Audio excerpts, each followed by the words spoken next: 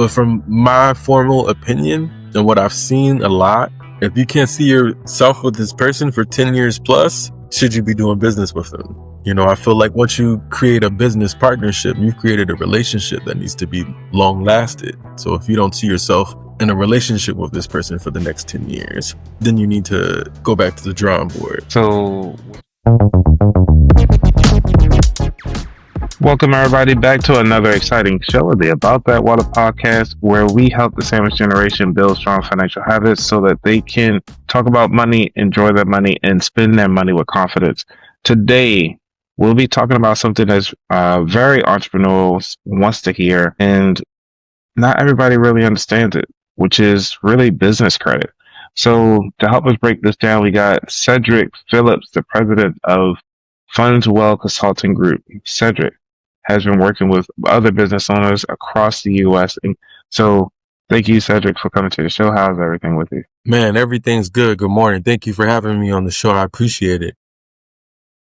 So just going off business credit is basically how banks determine how your company pays back its bills. So when you separate personal from business, personal credit can be capped out. Let's just say on the personal side, you know, you can get up to 100,000, but on that business side, you know, you can get into the millions. I really feel like it's a way for business owners to grow just by separating their finances. But once they build that business credit, they can actually get their business off the ground where the EIN can solely apply for things.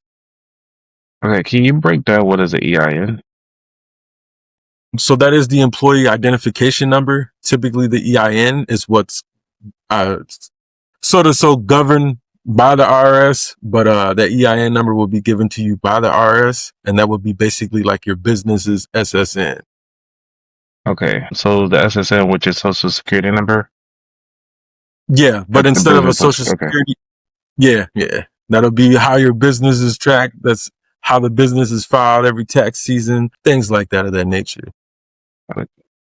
So now that we understand like what is the EIN for the business, we have the understanding on where can we go to get the EIN? Do you just go to irs.gov or something like that? Yes. I mean, there's a lot of places on the internet. An EIN, employee identification number, is free. So you may see a lot of misconceptions of buying one, paying for one. You can go to irs.gov and search EIN number and be able to apply for one. Because that was going to be my next question. Like, should we pay somebody to do all of this, like to make sure that we even set up our business correctly, or is this something that we can do ourselves? So you can definitely do it yourself, but I always find people that may not have the proper structure of a business. And that's one thing of how to build business credit correctly, by having the full complete structure of a business, which typically obtains to a LLC, or whether you register it as an LLC, S Corp, or C Corp, getting that EIN number, getting that business bank account under the business name, and then addressing the full state as far as an email address, business address, and a business phone number. So a lot of people may not know how to obtain these things. That's kind of what we help people on as far as their journey is building business credit correctly, but it can definitely be done, you know, DIY. So I guess when some people do it, it's better to just evaluate after, because if you're still using a Gmail, your personal phone number, you don't have that website established, lenders typically won't take you serious. That makes sense. So is there anything else? Is there like a checklist that you can kind of run down right quick that we should have when we start our business?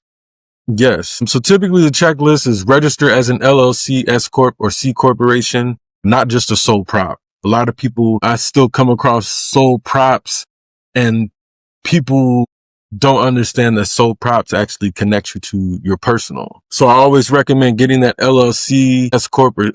After you register your business, you want to get that EIN, that employee identification number. Then you want to open up a business bank account. You want to have a dedicated business phone number, email, and address that can be verified as well. And then these are the things that show that you're running a real company. Okay, but what about the articles of operation? Because I noticed when you try to open up a bank account, they usually ask for that. Do you guys have to set that up too? Yes. So we do help businesses set up their structure as far as their entity. So it would be kind of going back to the drawing board of what they want to register as. But going through the Secretary of State, the SOS, typically can get you an LLC, or some people just outsource that work to us as well, where we're able to set up their entity. Okay. Yeah, I know because when I set mine up, I had to write articles of operation of like, how things are going to be distributed for the business. And that actually had to be filed with my local state. Is each state a little differently that they don't need articles of operation to get structured? 10 times out of 10, they will need articles of organization as far as having that structure. Some people may register as a DBA, which is doing business as, but I always recommend just having it separate because, let's just say if someone decided to sue you and you're doing sole proper DBA, you're 100% liable versus they suing the LLC or that S Corp. Now the business is only liable. So, are there particular websites or anything like that or programs that we can be part of to kind of help build our credit?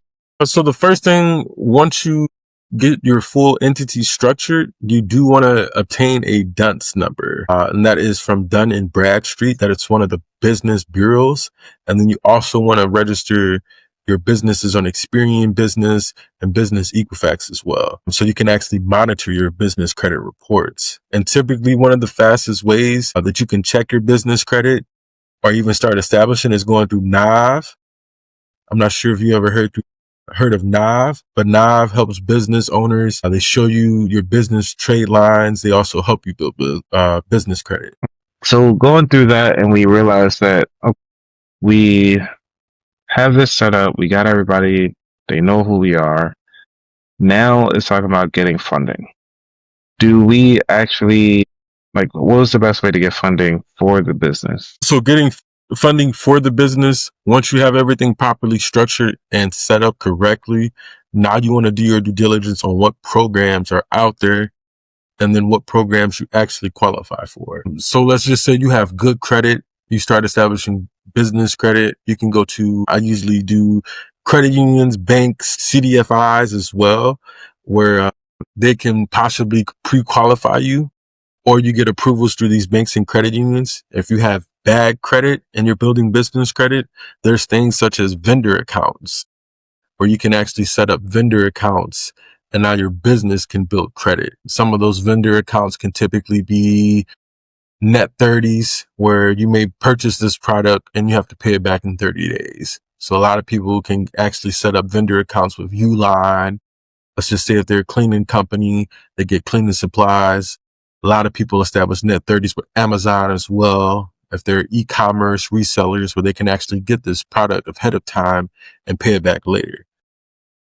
Even with Office Depot, I think during the pandemic, that was one of the first things I used to build my business credit. And I got approved for net 20. And they told me they didn't approve people without a physical address. I was still using a virtual at the time. And my net 20 allowed me to get majority of the things in there and pay it back in 20 days. That makes sense. So like you said, with the physical address, when you say virtual address, how did you go about doing that? Because I know there's some tools out there that can kind of assist you with that, but which ones that you found have been the most helpful? So you have those virtual addresses. You don't want to really keep it in the bandwidth of a PO box just because that shows that it's not a more compromising location. Some lenders will actually Google Earth the address and see if it's brick and mortar or if it's actually a virtual location. So some of the best strategies to use is if you actually know someone that will let you sublease their address. That's actually brick and mortar. Those are one of the first things that I recommend. If you can actually sublease. So let's just say, if, a general contractor, tire shop, maybe they have a building, or if you're in the salon suites, then you can actually use, that suite number or that address as well. Then you have your online companies that do like Alliance, Opus, things like that as far as virtual addresses.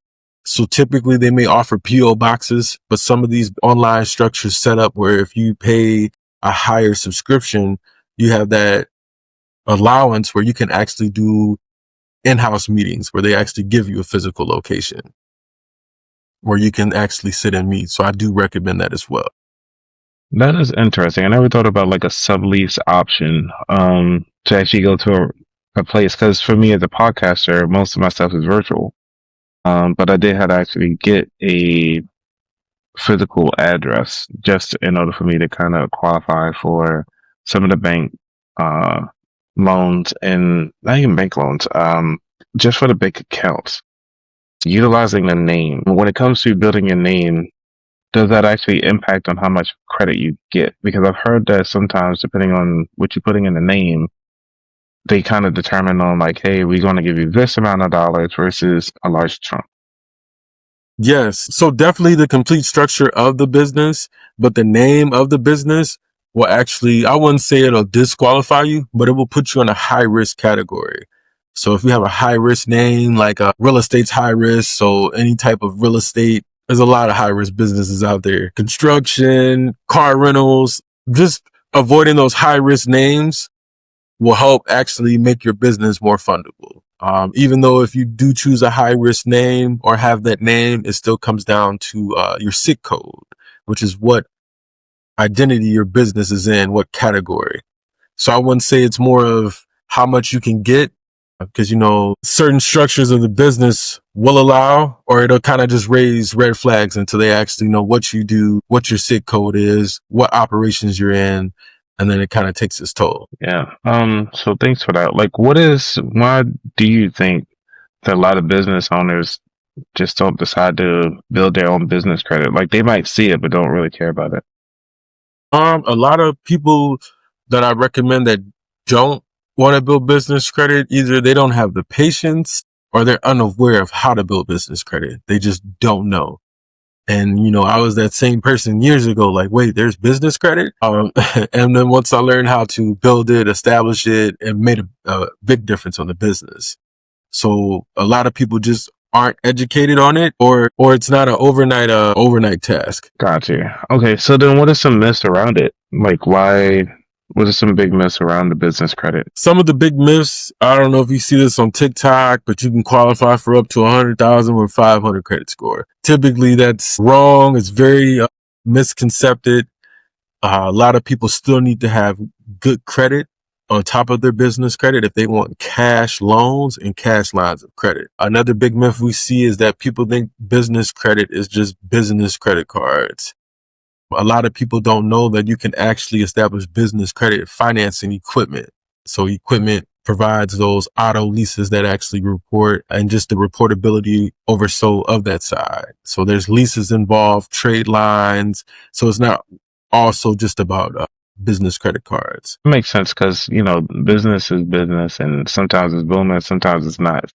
So, like, what got you into this whole business in the first place? Like, why even get into, business at all? So what really got me into entrepreneurship is, being part of the corporate world. I was very adequate on my work ethic. So I would move up into positions, but, I wouldn't be able to go where I needed to, maybe because of, they chose someone else, favoritism. I kind of seen like, man, if I could just start a business, I could do all this, and become my own boss.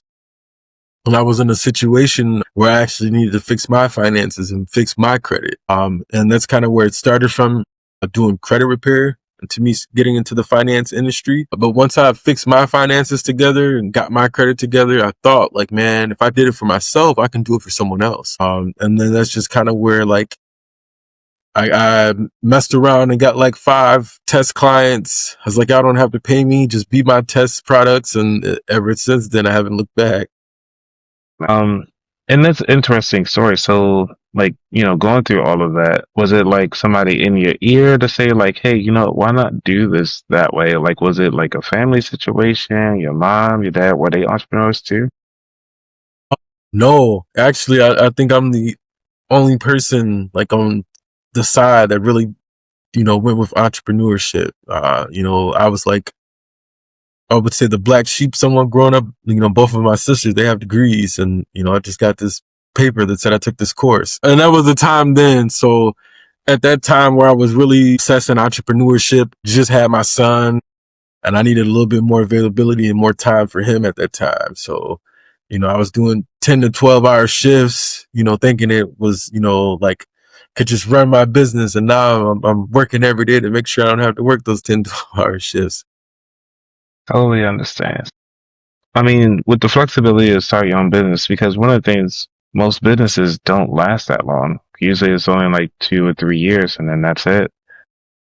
So how did you know, did you like when starting a business, did you actually sell the product first or did you build the business first? So I actually built the business first.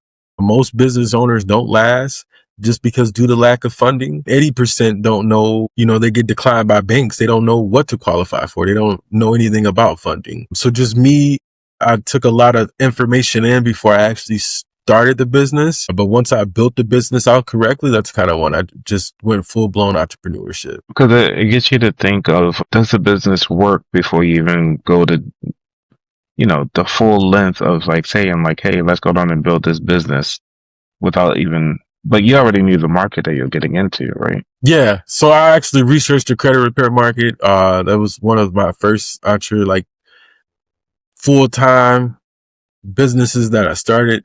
But I researched the market. I kind of seen the price point of what I could charge, other products that I can actually sell.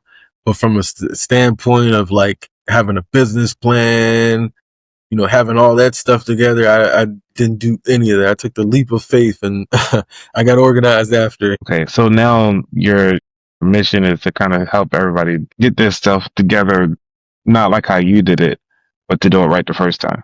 Yes, to do it right the first time, even when I was doing credit repair, my business name was, Keys to Credit Financial Solutions. And having credit in my name literally stopped me from having certain banks I wanted to bank with because they didn't work with credit repair companies and just certain type of funding options. Hey, your CRO, we can't help you. So just being able to help business owners complete their structure, be able to prepare for funding and financing so they can actually start, scale, or grow a business is very helpful these days. Okay, so why this business instead of anything else? Because I understand, like, yeah, you're in it, but why would you make almost like something you enjoy a business? Because doesn't that take the fun out of it? I've seen things like that where, it can suck you dry. But if it's how they say it's not a job if you love it, right? So That's kind of true. in that same sense, I love helping people. So that's why I started to grow and structure the business, and we just keep moving forward from there. Now, I mean, obviously, starting a business on your own, you got to have a family support. How did your family support you in this process? Man, when they say strangers support you more. So I had my sister, she was real outgoing. She was just like, if this is something you want to do, you got to do it. And then my mom, she always supports my decisions. So she was just like, make sure you make enough money to not need a job. So it was kind of just from there. She just gave me those motivational words. My mom was one of my clients. I've actually helped her build and fix her credit. And just moving forward. So it kind of became more into the community as well. Just where I'm located at, a lot of people, they're uneducated on finances. They don't know how to properly build credit, or they don't even know how to, maintain their credit. So I always tell people my job is like, once we complete the program, is for you to not need me again. I want to be able to educate you on this so you know how to structure your credit, build your credit, to stay under 30% utilization on your credit cards, to not overspend, what to do when there's a collection that hits, and how to pay your bills on time. So I have people where they completed it and they come back a year or two later, but my goal is to make sure you understand this by the time. So that get me thinking of like how you said, as far as building your credit, like actually paying your bills on time. I didn't really know that a lot of people struggle with just paying your bill on time, even if it's just a minimum. But it's like you see the bill, just pay the minimum.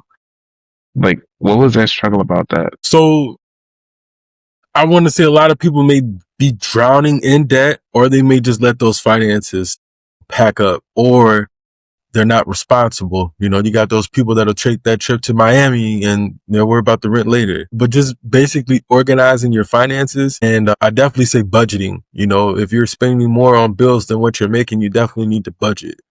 So I guess that's really key, budgeting and knowing what you can afford so you're not putting that financial burden. Yeah, that makes sense. Because the reason why I'm taking a shift on this conversation to more personal credit from the business credit, because you mentioned earlier that your personal credit actually helps determine your business credit starting out. Is that fair? Yes. So a lot of people, and I don't know if you've seen the TikTok gurus, but they talk about dunce numbers all the time. But when lenders actually check your credit, they're looking at your FICO SBSS score. And that actually maintains from your personal and your business credit. You can have a perfect business credit score, but if your personal credit shows that you haven't paid bills on time, who's going to lend money? So definitely just structuring that out. And usually what lenders look for is credit age. A lot of people, they want 50,000, but you don't have comparable credit. A lot of people don't even know what comparable credit is, even though that they may qualify, they get denied. You want $1,000 car, but the highest thing you have reported on your credit report is a $2,000 credit card.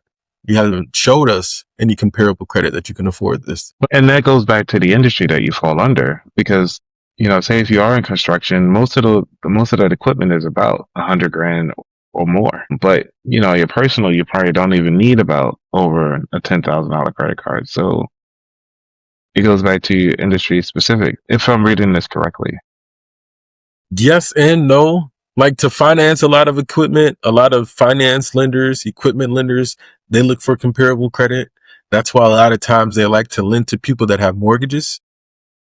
Ooh, okay. You see, it just shows that comparable credit. You got this reporting trade line. Your mortgage is reporting you bought your house for 150K. That's reported on your credit. Or maybe, you financed the vehicle for the business, that was 20K, or even in the personal side.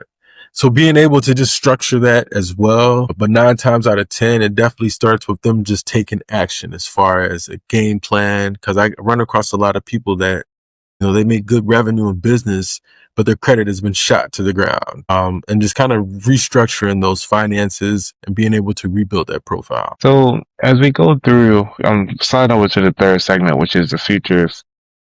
Like, what areas of focus are you looking for in your life, uh, in the next, you know, 2 months? Areas of focus as far as like business or personal? Yeah. I'll leave that up to you if you want to do both, but mostly on the business side.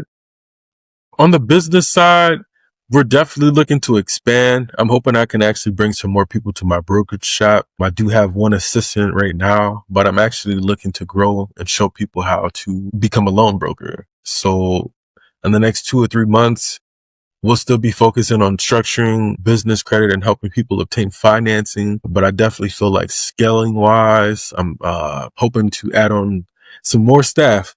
But typically my niche is to help startup businesses. I prefer those a little bit better because it's like the journey. Like when you buy a house, that's something that, you remember. When you start a business, that's something you remember. So just kind of like that. I wouldn't say that the shift, but it gets people into that mindset, just Yeah. because where I'm at, a lot of people, you know, I've seen these restaurants, these business owners, they may last for that a year or two and then they nowhere exist. And this is like, I've been in business since 2019. So this is like the longest, like I've kept it consistent. And it has its ups and downs as well. But I guess that's what it's about, right? Yeah. Everything can't go smoothly. With AI in play, how does that actually impact your business or in some way? So, man, AI is going to be the new wave soon. We use AI technology to actually underwrite our businesses. We can see what revenue businesses are producing. I think pretty soon AI will be the new wave. Like you may not even have to go to a bank no more. You may just have to, AI is going to underwrite your file. But I really feel like it's definitely a security and safety net. It blocks out those people that may be doing fraudulent activities. Like I'll just give you an example for me. I get a lot of people that submit when they're looking for business loans or personal loans. They submit to me fake bank statements. They may edit their finances and I actually use AI to track that. And it'll actually tell me the authentication of the statements, but whether they're real, fake.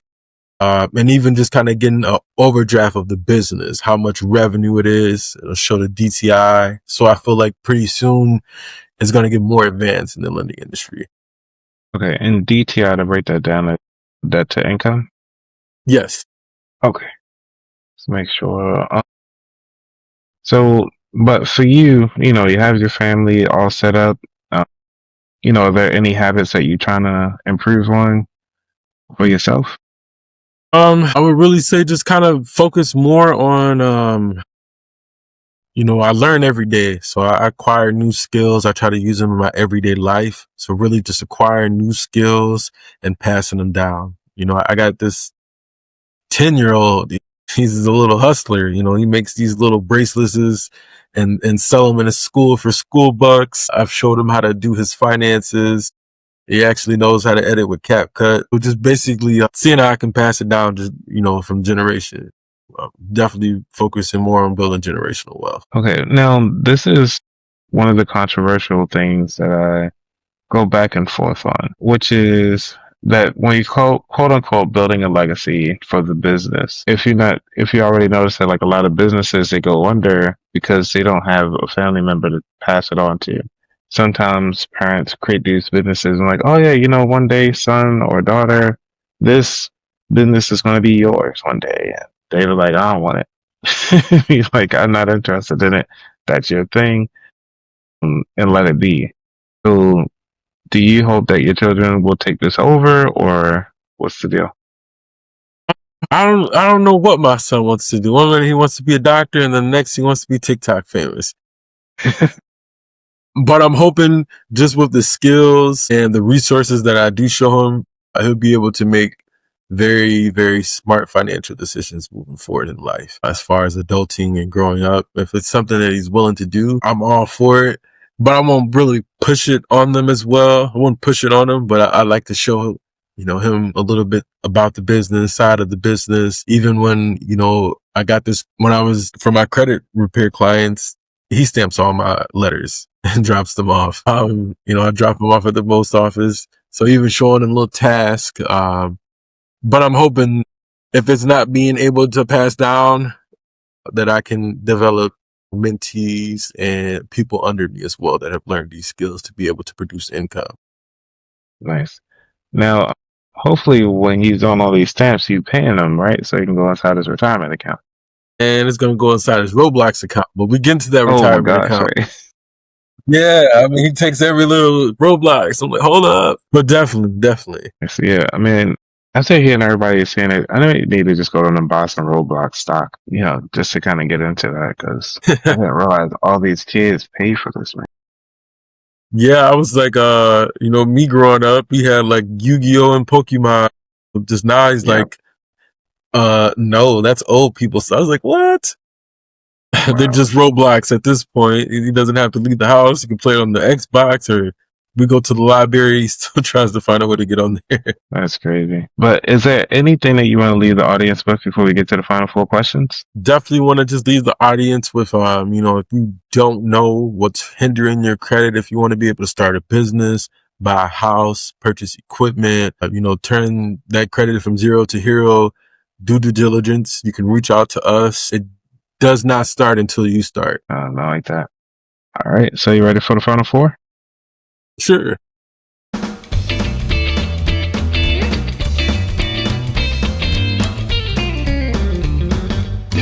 All right. Number 1, what does wealth mean to you? Wealth? I feel like wealth is,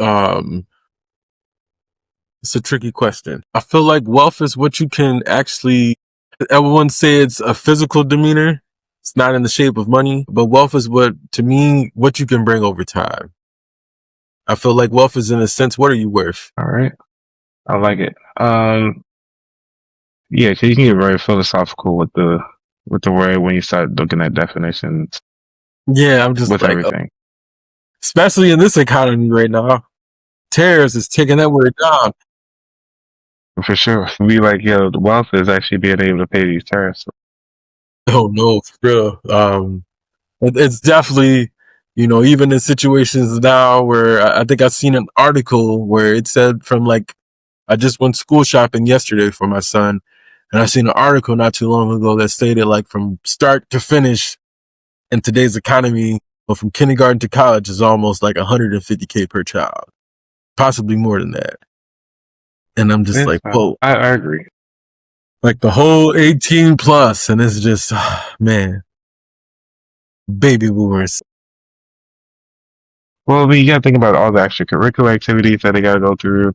If they're gonna stick with it, they not stick with it. I mean, think about like when you were growing up. Like, um, obviously you're gonna provide more than what your parent provided you, but it's like, yeah, are they gonna buy the sport? Yeah. Or you gonna say like, no, you're gonna stick to this one until I can figure out something else. Like, number two, what was your worst money mistake? My worst money mistake, I don't like to slander or anything. I guess one of my worst money mistakes is just not,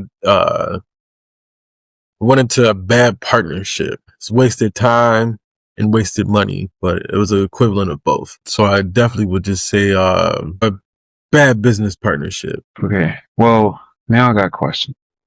Because it's like, how can you prevent that? Because we all got, I if you're going really, to try to build credit, and like, how would you prevent, like on document sheet of paper?